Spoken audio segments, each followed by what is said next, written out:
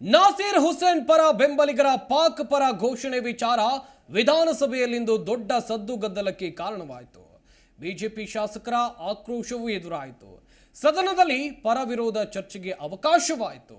ಆಡಳಿತ ಹಾಗೂ ವಿಪಕ್ಷಗಳ ನಡುವೆ ಘರ್ಷಣೆಗೂ ಕಾರಣವಾಯಿತು. ಪ್ರತಿಪಕ್ಷಗಳ ಧರಣಿಯಿಂದ ಕಲಾಪವು ಮೊಟಕಾಯಿತು.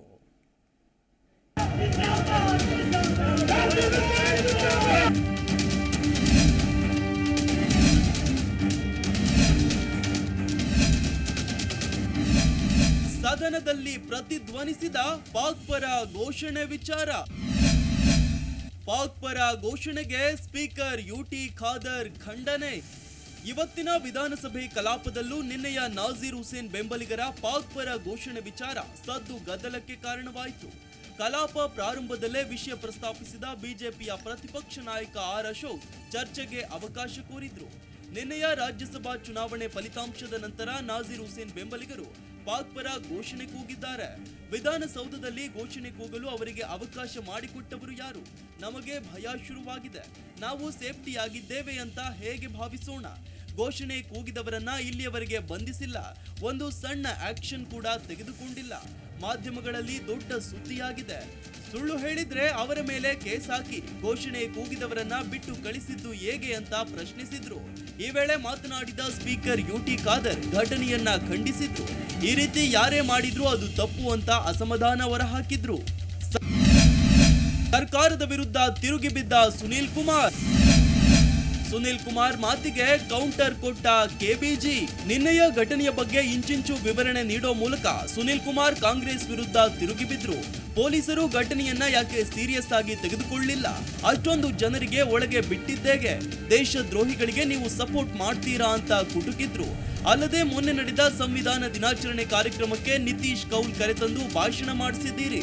ದೇಶದ್ರೋಹಿಗಳನ್ನ ಕರೆತಂದು ಭಾಷಣ ಮಾಡಿಸಿದವರು ಇನ್ನು ಇಲ್ಲಿ ಹೇಗೆ ಕ್ರಮ ತೆಗೆದುಕೊಳ್ತೀರಿ ಅಂತ ಆಕ್ರೋಶ ಹೊರಹಾಕಿದ್ರು. ಸುನೀಲ್ ಕುಮಾರ್ ಮಾತಿಗೆ ಕೃಷ್ಣ ಬೈರೇಗೌಡ ಹಾಗೂ ಪ್ರಿಯಾಂಕ್ ಖರ್ಗೆ ತಿರುಗೇಟು ನೀಡಿದ್ರು. ಸುಮ್ಮನೆ ಪ್ರವೋಕ್ ಮಾಡಬೇಡಿ, ಸುಳ್ಳು ಕಥೆಗಳನ್ನ ಕಟ್ಟಬೇಡಿ ಅಂತ ತಿರುಗೇಟು ನೀಡಿದ್ರು. ಪುಲ್ವಾಮಾ ದಾಳಿಯ ಬಗ್ಗೆ ಕೆಣಕಿದ ಕೃಷ್ಣ ಬೈರೇಗೌಡ, ಅದರ ಬಗ್ಗೆ ಯಾಕೆ ಮಾತನಾಡ್ತಿಲ್ಲ ಎಂದ ಪ್ರಿಯಾಂಕ್. ಇನ್ನು ಸುನೀಲ್ ಕುಮಾರ್ ಚರ್ಚೆ ವೇಳೆ ಸರ್ಕಾರದ ವಿರುದ್ಧ ಕುಟುಕುತ್ತಿದ್ರು. ಈ ವೇಳೆ ಎಂಟ್ರಿಯಾದ ಪ್ರಿಯಾಂಕ್ ಖರ್ಗೆ ಇದರ ಬಗ್ಗೆ ಮಾತನಾಡೋರು ಪುಲ್ವಾಮಾ ದಾಳಿಯ ಬಗ್ಗೆ ಯಾಕೆ ಮಾತನಾಡ್ತಿಲ್ಲ ಅಂತ ಪ್ರಶ್ನೆ ಹಾಕಿದ್ರು. 40 ಜನ ಪುಲ್ವಾಮಾ ಅಟ್ಯಾಕ್ ನಿಂದ ಸತ್ರು. ಇದಕ್ಕೆ ಕಾರಣ ಯಾರು ಅಂತ ಇಲ್ಲಿಯವರೆಗೆ ತನಿಖೆಯಾಗಿಲ್ಲ. ಇವರ ಅಯೋಗ್ಯ ಸರ್ಕಾರ ಹೇಳಿಲ್ಲ. ಇವರು ಅಯೋಗ್ಯರು ಅಂತ ಏಕವಚನದಲ್ಲೇ ಬಿಜೆಪಿ ನಾಯಕರನ್ನ ಕೃಷ್ಣ ಬೈರೇಗೌಡ ಕುಟುಕಿದ್ರು. ಬಿಜೆಪಿ ವಿರುದ್ಧ ತಿರುಗಿ ಬಿದ್ದ ನರೇಂದ್ರ ಸ್ವಾಮಿ, ತಪ್ಪು ಮಾಡಿದವರನ್ನ ಗಲ್ಲಿಗೇರಿಸಿ ಎಂದ ಮಳವಳ್ಳಿ ಶಾಸಕ. ಬಿಜೆಪಿ ನಾಯಕರ ಆಕ್ರೋಶಕ್ಕೆ ಶಾಸಕ ನರೇಂದ್ರ ಸ್ವಾಮಿ ವಿರೋಧವನ್ನ ಮಾಡ್ತಾರೆ. ಪುಲ್ವಾಮಾ ದಾಳಿಯ ಬಗ್ಗೆ ಮಾಜಿ ರಾಜ್ಯಪಾಲರ ಸತ್ಯಪಾಲ್ ಮಲಿಕ್ ಬಹಿರಂಗಪಡಿಸಿದ್ರು. ಅವರು ಬಹಿರಂಗವಾಗಿ ಮಾತನಾಡಿದ್ರು, ನೀವ್ಯಾಕೆ ಸುಮ್ಮನಿದ್ದೀರಿ? ಅದರರ್ಥ ನೀವು ತಪ್ಪು ಮಾಡಿದ್ದೀರಿ ಅಂತ ತಾನೆ. ಪಠಾಣ್ ಕೋಟ್ ಘಟನೆ ಏನಾಯ್ತು? ಸುಳ್ಳು ಹೇಳೋದು, ಪ್ರಚಾರ ಮಾಡೋದಷ್ಟೇ ನಿಮ್ಮ ಕೆಲಸ ಅಂತ ಕುಟುಕಿದ್ರು.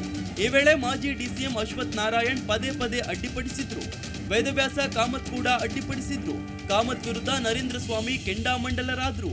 ಭಾರತಕ್ಕೆ ಅಪಮಾನ ಮಾಡಿದ್ರೆ ಯಾರಾದ್ರೂ ಸರಿಯೇ, ಅವರನ್ನ ಗಲ್ಲಿಗೇರಿಸಿ ಅಂತ ಒತ್ತಾಯಿಸಿದ್ರು. ಘೋಷಣೆ ಮಾಡಿದವರನ್ನ ತಾಯಿಗಳ್ಳರಿಂದ ಯತ್ನಾಳ್.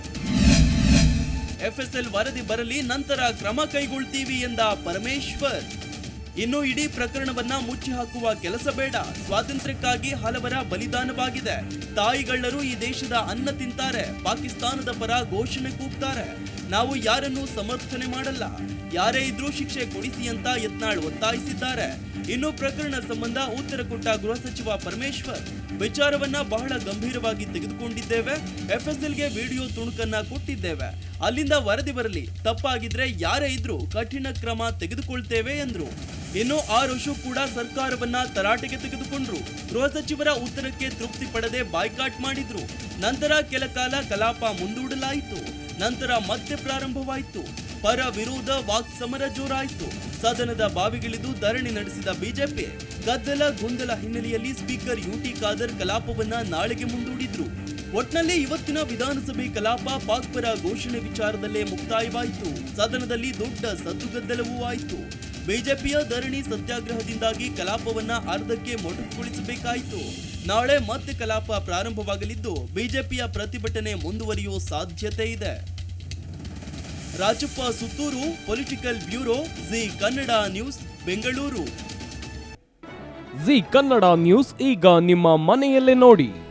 ಎಲ್ಲ ಕೇಬಲ್ಗಳಲ್ಲಿ ಈಗ ಲಭ್ಯ.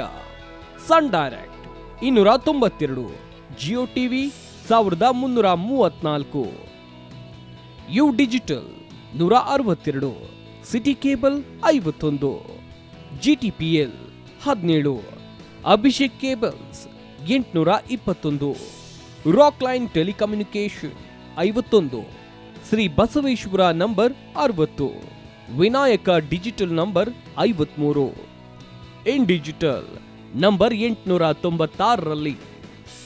ನಿಮ್ಮಿಸ್ತದ ಜಿ ಕನ್ನಡ ನ್ಯೂಸ್ ನೋಡಿ ಆನಂದಿಸಿ.